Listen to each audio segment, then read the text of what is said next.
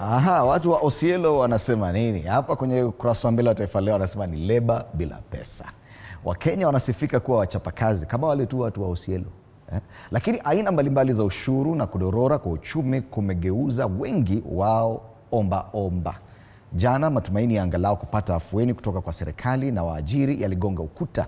Serikali na muungano wa vyama vya wafanyikazi nchini KOTU zilishirikiana kuzima mwakilishi wa waajiri ambaye mapendekezo yake yangesaidia kuongeza hela kwenye mfuko wa wafanyakazi. Kumbuka Tanzania wameongezewa pesa. Shilingi $500,000 ndio pesa za chini kabisa kule Tanzania unafaa kulipwa. Hapa Kenya wanasema wewe fanya kazi. Lakini Wakenya wenyewe walisusia sherehe za siku ya wafanyakazi huku hali ngumu ya maisha ikiendelea kuathiri wengi. There was nothing much for them to celebrate. In fact, the question yesterday morning was, Kenyan workers, what are you celebrating on Labor Day? And it looks like there was nothing to celebrate. Even the Labor Day celebrations, the usual promises of an increase in minimum wage or anything, nothing. Really nothing. Kenyans waliambulia patupu.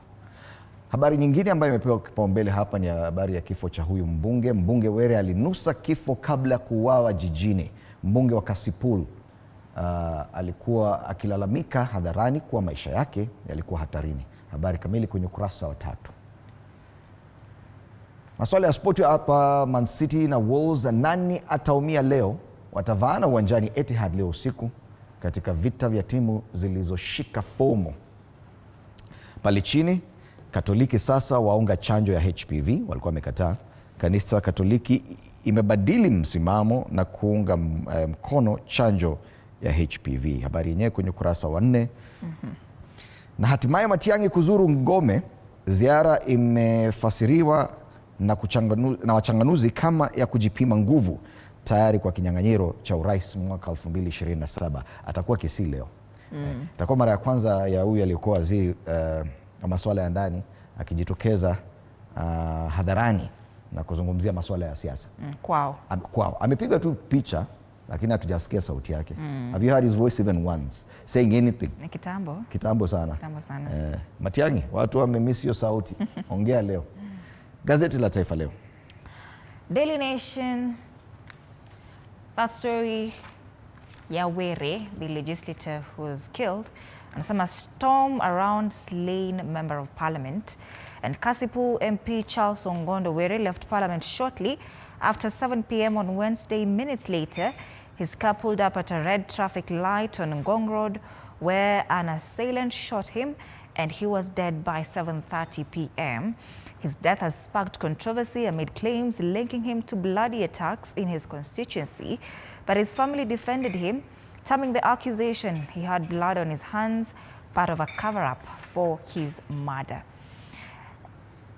Lawmaker had said his life was in danger. And if you watch that story, Fred, unaona venye ilikuwa very, very strategic.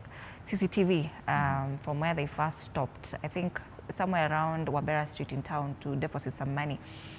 Unaona the way CCTV shows that guy who was in a pikipiki aliwafuata from that point hadi kwa hiyo jam ambayo ilikuwa hapo Ngong Road. Akatembea akaenda kwa gari hiyo passenger seat, akamshoot at close range kwa mkono. Meaning alijua exactly where he knew, and he knew alikuwa amekaa hapo mbele because there was his driver and there was his bodyguard, alikuwa amekaa nyuma. Bodyguard na driver hawakuguswa. Unharmed. Ruto released to pensioners, teachers and other workers as during Labor Day, and the president is quoted here. Let us move united and committed to building a Kenya where dignity, opportunity and prosperity are accessible to all. And President Ruto has pledged law change to exempt pension and gratuity payments for retirees from tax, to increase the payout for senior citizens.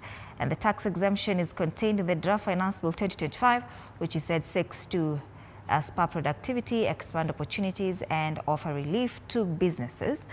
The head of state also announced recruitment of another 20,000 intern teachers next year, 3 billion shillings for teachers' promotions and pay reforms, of course, to boost the take-home of employees. And Kenya will also ratify International Labour Organization conventions on the rights of domestic workers and curbing harassment in the workplace.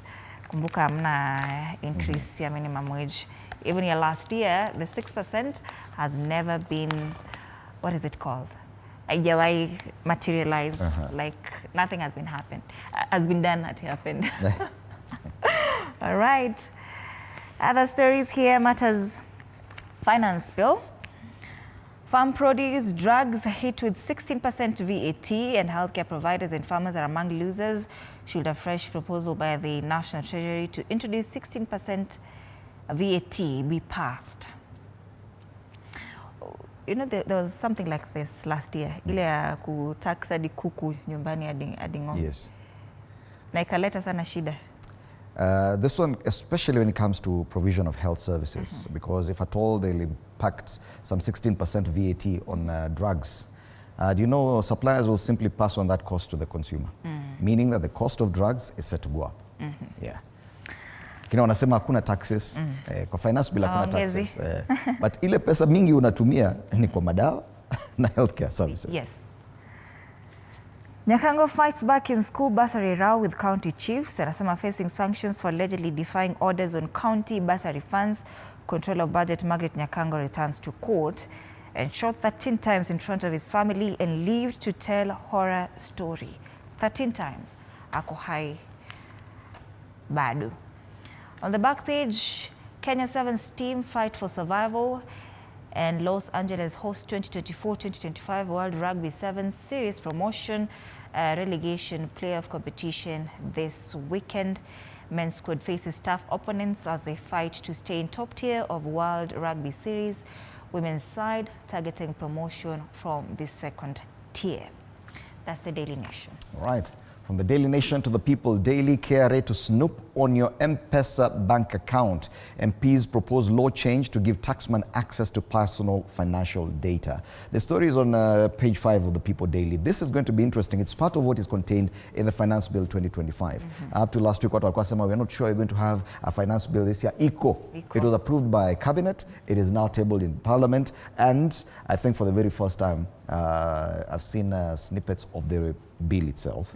And I think it's going to form a lot of the discussions going forward. Yes. As we continue with the budget making process, finance bill, eco, ndio maana tunasema kama removal of duty on eggs, potatoes and onions, zile zinatoka Uganda, zile zinatoka Tanzania. You know, we import a lot of onions from Tanzania.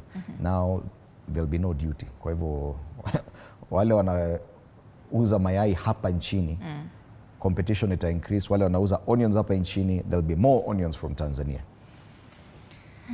Yes, the story about this lane lawmakers, drivers recounting the fatal ambush. Remember, the driver and bodyguard escaped unharmed from that assassination. Pali Ju, this paper talks about what's happening at the Vatican, at least. We're back to that discussion, but we're discussing our local angle, why Njue will not take part in Pope election. Part of the reason is because he's already over 80 years. He's, I think, the only cardinal from Kenya now. Yes. Yes. Na ni mgonjwa. Na ni mgonjwa, na amezeeka. Sasa hatapiga kura. Yeah. How social media ruins lives and productivity. We talked about it yesterday. Change or perish. That story is there on the top strip of the People Daily. Me, I'm rarely on social media. But yeah, change is always. I'll bring evidence. That's People Daily. The Standard, a fed-up nation. Now, backlash as messages of condolence poured in following the death of Kasipu MP Ongondo Were. However, public anger toward the political class began to surface. Many Kenyans responded with scorn to tributes from fellow politicians, and some even offered prayers of gratitude for Were's passing. Given the depth of public frustration, disillusionment, and resentment, it is time for the political class to engage in serious and honest self-reflection. Arnold Maliba is quoted here. Anasema, June 25, 2024, Kenya changed forever. A majority of politicians think the country can walk back. It's not happening. Politicians must embrace the fact that they serve at the pleasure of the voters. Now, kuna screenshots za X hapa, watu wanasema, if you continue at this rate, 1 MP per month, I saw that tweet, by 2027, Kenya will be corruption free. That's a bit nasty. It is. Mwingine anasema we also mourn the demise of the 5 people who were killed in Angata Barikoi. Let's sympathize and move on. Gen Z used to abduct themselves. I think Honorable Dongo shot himself too. Dark humor. I have read several stories about this guy and I can say he was an henchman. His death was planned for long. We don't need to mourn when the people of Kasipul and Homa Bay are celebrating. We sympathize and move on. And a child was shot 7 times in Rongai and someone asked, but he is alive. Another one said people are abducting themselves. A day after BBC report, one MP said people die every day. They sympathize and move on. They're thinking they are exceptional to death. A fed up nation. Very unfortunate when a society gets to that level, where someone dies, he has family, he has friends, he has people who love him, and then the reaction or the response from the rest of society is, we don't care. Nasi Kasipul too. You remember ule mtoto wa the legislature who died? Yes. The comments? I think it's time for Kenyans to slow down on this. Otherwise, I think even as a society, we're getting a bit too dark-hearted, yeah, for our own good. All right, tusonge mbele. Unmet expectations on Labor Day on the top strip of the Standard. Workers leave event with questions and empty pockets, but hold on to President directive of implementing 2024 minimum wage promise. That promise, ilifai kuwe 6% minimum wage increase. It is yet to be implemented. Yes. So what tells us it will be implemented this time round? Na unajua this is the 3rd Labor Day celebration amefanya na. Meanwhile in Tanzania, minimum wage nusu milioni. Half a million. On the back page, masala ya sporti. Yamal heroics preserve Barcelona's Champions League final dream. Wednesday semi-final results zimetoka. Barcelona and Inter Milan 3-3. Yes, that's the Standard. Okay. Move on to the Star, who pulled the trigger on MP Wera. That's the main story there, featured on the front page of this paper. Lawmaker had premonition of death, often talking about it. It's the same story across all the front pages. And I think, yes, away from matters Labor Day, this is the main discussion today. And as far as Labor Day is concerned, tough decisions pulled us out of an economic crisis, says Ruto. President William Ruto has said that his tough decisions have steered the country out of economic turmoil. He also took aim at the opposition, accusing them of scheming his downfall and urged them to hold off, saying that it was a waste of time and energy. Hii angle wamechukua hapa ya stand tofauti sana. Watu wanashughulikia masuala ya pesa mfukoni.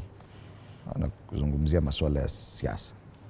Why cost of medicine, sugar, milk is likely to go up, yes, if at all the finance bill passes the way it is. 16% imposed on drugs, meaning that cost will definitely go to the consumer. Utalipa pesa mingi sana when it comes to medicine. And that's the Weekend Star. It comes with a siasa pull-out this weekend, and they talk about 12 years down the line. Is devolution a pain or a gain? Page 2 and 3 of the siasa pull-out. That's a Star, fresh, independent, different. Grab yourself a copy. You can afford this, 60 bob. Unapata gazeti. Ndio nishauliza hiyo swali social media. Gani hiyo? Is whatever devolution a pain or whatever. Yes. Wakenya wamesema hapana, kwa hata hakuna barabara. Hawataki barabara tena. Hawataki devolution ama hawataki nini? As in kwa hakuna barabara. Devolution is not helping them at all. It's not working. But in some areas it is working. You go to some counties and people are very happy. Hata kwetu inawaka. Osielo. Osielo inakuanga. Koma kabisa. Sema is a very, very beautiful place. Matters business. Treasury shuns tax increases to calm Gen Zs. Wanasema kwamba the government has refrained from aggressive tax raising measures in the Finance Bill 2025 and is instead leaning on sealing revenue leakages as it looks to avoid a repeat of the youth-led protests that met last year's tax hikes. A draft of the Finance Bill, which was tabled in Parliament on Wednesday, shows a departure from the popular measures such as higher excess taxes on products such as alcohol, cigarettes, and confectionery, and duty on imported goods. Are we correct in saying that the Finance Bill does not propose any new taxes? Yet you can already see proposals for VAT on things like farm produce and drugs. Yeah. So that is taxation. Yeah? It is. And it will actually impact directly on so many people. Let's reduce you too. Inside employers' proposals that court to state tried to silence. And FKE was on Thursday blocked from addressing Labor Day celebrations in Nairobi on a dramatic day that saw the Central Organization of Trade Unions side with the government.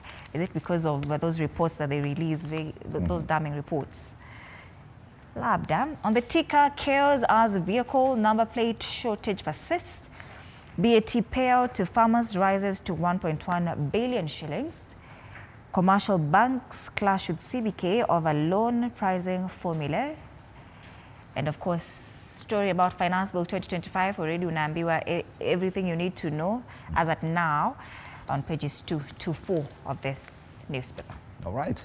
So those are the local dailies. Remember, today we'll be having the Honorable Geoffrey Ruku, CS Public Service, Human Capital Development and Special Programs in studio. A one-on-one interview with him atuambie mipango yake.